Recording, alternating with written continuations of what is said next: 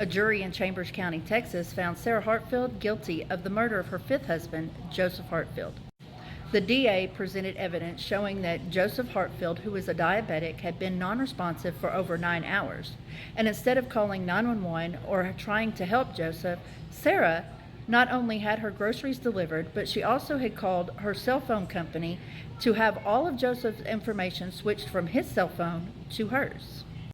Now, police reported that when they arrived at the scene, they thought things were a little bit weird, especially when they found bottles of insulin laying on the floor next to the bed where they found Joseph. Now, several of Sarah's exes testified on the stand, but more surprisingly, her own children. Now, Sarah claims that all her exes just have a vendetta against her, and that her children are nothing but liars and have no idea what they're talking about.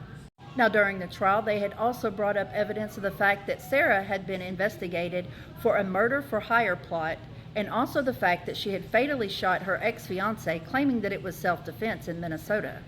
After testimony and after her own children testified against her, it was very clear that there was a pattern with Sarah and the way that she treated her spouses and her children.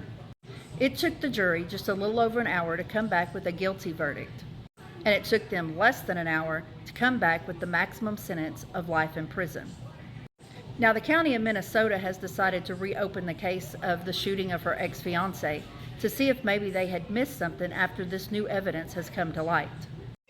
The sad thing is that if Sarah would have been charged with the murder for hire or maybe the shooting of her ex-fiancé, Joseph would probably still be here today. But now Sarah will be spending her life in a Texas prison. She was escorted to the Chambers County Jail, where she will be transported to a Texas women's prison.